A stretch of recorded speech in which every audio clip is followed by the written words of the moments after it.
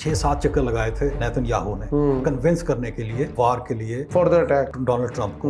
खामेनाई हक में ही नहीं थे कि न्यूक्लियर वेपन्स बनाए जाए। ये जो पॉइंट्स भेजे गए थे, 3 पॉइंट तो बहुत इंपॉर्टेंट है। न्यूक्लियर आर्म्स की तरफ नहीं जाए, जो इनका एनरिच्ड यूरेनियम है वो इनके कंट्रोल में दे दिया जाए। ये चाहता है कि खित्ते के अंदर इससे बढ़कर ताकतवर कोई मुल्क नहीं होना चाहिए। This is what Israel demand. अगर ये अमेरिका की डिमांड्स होती तो फिर वो JCPOA क्यों होता। ईरान की ऑयल एक्सपोर्ट्स बढ़ किस तरह गई है, हालांकि हालात जंग में तो ये कम होनी चाहिए। जब वेनेजुएला के ऊपर इन्होंने अटैक किया था तो उन्होंने कहा था कि जी हमने घोस्ट से पकड़े हैं। तो ऑयल आपके टैंकर्स पे तो मौजूद होता है और ईरान का काफी सारा ऑयल मौजूद है, वेनेजुएला का ऑयल मौजूद था। सुना क्यूबा में 3 दिन का शॉर्टेज आ गया। What is this? ये क्या क्यूबा के साथ तो बहुत बुरा हो रहा है। अमेरिकन वहां पर ट्रीटमेंट के लिए जाते थे। Don't tell me. Yes, Cuba को कौन ऑयल दे रहा था? वेनेजुएला। वेनेजुएला को आपने बंद कर दिया, आपने मैक्सिको से आप उसको मदद नहीं करने दे रहे हैं, तो वो तो दे आर इन हेल। इस वक्त अगर आप देखें जो मिडिल ईस्ट है, प्राइमरली ईरान की जो सिचुएशन चल रही है और हम जिस तरह के स्टेटमेंट्स देख रहे हैं अमेरिका की, इजराइल की, और सबसे पहले 15 पॉइंट्स जो कि पाकिस्तान को भेजे गए कि आप एज अ मीडिएटर उन तक पहुँचाएं। उसके बाद ईरान ने उनके ऊपर एक बिग क्रॉस लगा के 5 अपने पॉइंट्स भेज दिए। ये क्या सिचुएशन थी सर? देखिए, डिप्लोमेसी को तो सबसे पहले डोनाल्ड ट्रंप ने खुद फेल किया उसको। राइट। आपको ये है कि जब ये जंग शुरू नहीं हुई थी तो क्या हो रहा था? डिप्लोमेसी हो रही थी, बातचीत ही हो रही थी ना, बट उन्होंने उसको स्पॉइल किया, उसके बाद आके उन्होंने अटैक किया। ये जो पॉइंट्स भेजे गए थे इसकी कोई आपको जो उन्होंने खुद भी, जो यूनाइटेड स्टेट्स ने भी वहाँ के जो है कि जी जो मीडिया के ऊपर बातें चल रही है वो उसमें नहीं है, लेकिन 3 पॉइंट तो बहुत इंपॉर्टेंट है उसके जी। पहला पॉइंट वही है जो पहले निगोशिएशन हो रही थी सबसे पहले कि जी ये न्यूक्लियर आर्म्स की तरफ नहीं जाएंगे।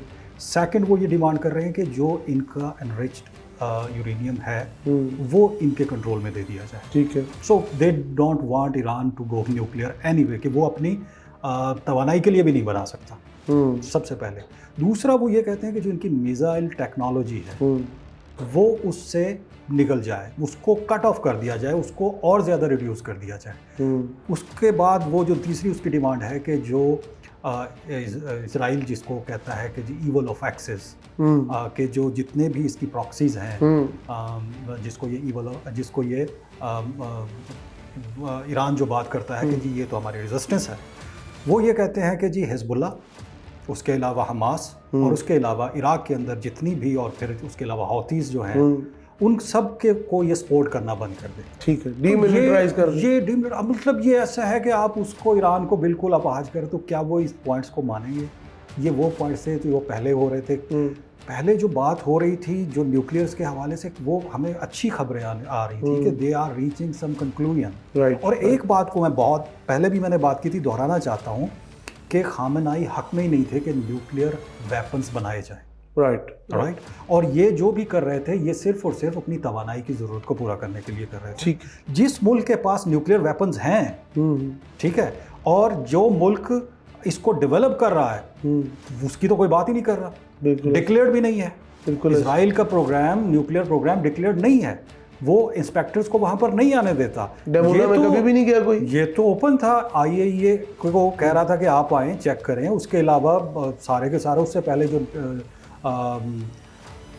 ओबामा के दौर के अंदर उसने इजाज़त दी थी, उनके साथ JCPOA हुआ है, वो सारा मुआहदा क्या था जिसे 2016-17 में मेरे ख्याल में खत्म किया। उसने पहले उसको ख़त्म किया, फिर बाइडन के दौर में वो स्टेलमेट रही, सारी चीज़ें रही, लेकिन इसने आके फिर से उसके ऊपर ये सवाल उठा दिया कि जी ये तो सारा कुछ ख़त्म है। सो द क्वेश्चन इज़ कि आप एक इंडिपेंडेंट कंट्री को, एक सॉवरन कंट्री को, आप एक ऐसे मुल्क के हुक्म के ऊपर, जो कि वहाँ पर आपने थानेदार बिठाया हुआ है, कि वो ये डिमांड है न्यूक्लियर नहीं होना चाहिए, न्यूक्लियर कैपेबिलिटी भी नहीं होनी चाहिए, बैलिस्टिक मिसाइल भी ख़त्म कर दो, प्रॉक्सीज भी नहीं होनी चाहिए, तो क्या करे ईरान सिर्फ और सिर्फ वो ये चाहते हैं कि एक ट्रुथलेस स्टेट बन के रह जाए। मिलिट्री उनकी ख़त्म हो चुकी है। ये ट्रुथलेस और वो रुथलेस। हाँ, वो रुथलेस लाना चाहता है। They want to remain ruthless. ये चाहता है कि खित्ते के अंदर इससे बढ़कर ताकतवर कोई मुल्क नहीं होना चाहिए। This is what Israel demand. ये तीनों डिमांड जो आप अभी हम डिस्कस कर रहे हैं, जो पॉइंट डिस्कस कर रहे हैं, ये अमेरिका से ज़्यादा ये तो इजराइल की डिमांड्स हैं। अगर ये अमेरिका की डिमांड्स होती तो फिर वो JCPOA क्यों होता? वो ओबामा के दौर में सारी पेशरफ्त क्यों होती? बिल्कुल ऐसे। तो ये इस कॉन्टेक्स्ट में आप देखने की कोशिश करें कि these demands are from Israel. और इसराइल इस वक्त बहुत तकलीफ में है कि कहीं ये जो सीज फायर है ये एक्सटेंड ना हो जाए।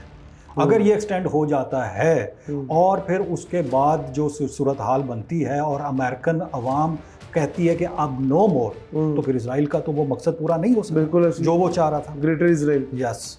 अच्छा, इसके ऊपर मैंने कुछ यहाँ सब कुछ पॉइंट्स लिखे, तो उनको अगर आपकी वसात से मैं ज़रा डिस्कस कर लूँ। और अच्छा सर, ये पहला तो पॉइंट हमारा क्लियर हो गया। नेक्स्ट पॉइंट है कि ईरान की जो एक्सपोर्ट्स हैं वो सुनने में आ रहा है कि जब वॉर नहीं थी, ये ईरान की थी, ऑलमोस्ट 2 मिलियन बैरल तेल पर डे ये निकाल रहे थे।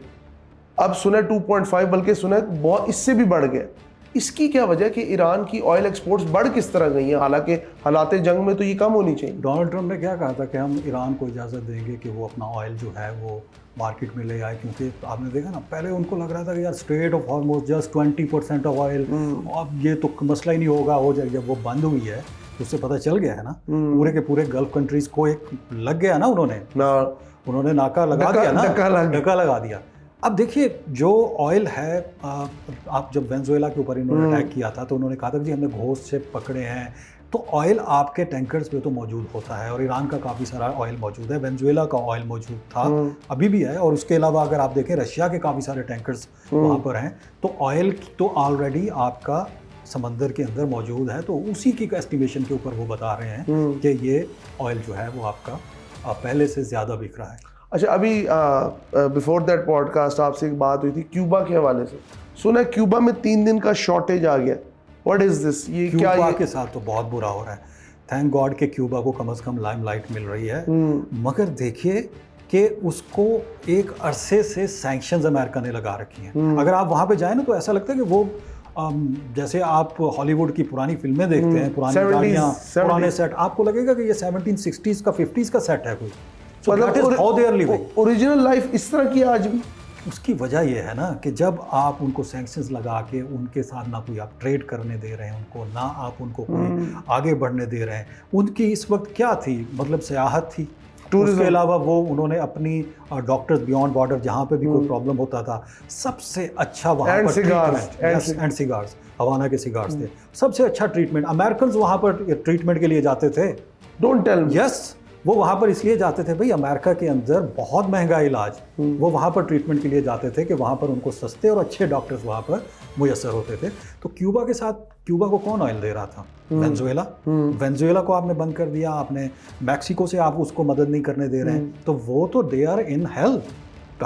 ऑयल नहीं है, एनर्जी नहीं है, रात को बिजली नहीं होती है, तो आप, उनका क्या मकसद है? वही कि जी हम इनको बिल्कुल दीवार से लगा देंगे और फिर अपनी मर्जी की वहाँ पर हम एक तरह का रजीम चेंज ले आएंगे। वेनेजुएला से उनको इतनी ज़्यादा, जिसे कह लेंगे, उसको कॉन्फिडेंस मिला कि उसने कहा क्यूबा को मैं ऐसे कर दूंगा, ईरान के ऊपर इतना प्रेशर बिल्ड करेंगे। प्रॉब्लम ये हुआ, बड़ा इंपॉर्टेंट पॉइंट ये है कि 6-7 चक्कर लगाए थे नेतन्याहू ने कन्विंस करने के लिए, वार के लिए, for the attack Donald Trump को। अब वो जो उसकी देखे ना, उन्होंने क्या, एक जो उनकी इंटेलिजेंस थी वो ये थी कि जी हम ऐसा कोई सिचुएशन बनाएंगे कि लोग बाहर निकल आएंगे, और जब वो लोग निकले तो उन्होंने कहा कि अब अगर हम वार के ऊपर जाते हैं तो और ज़्यादा लोग निकलेंगे। ये उनकी इंटेलिजेंस थी।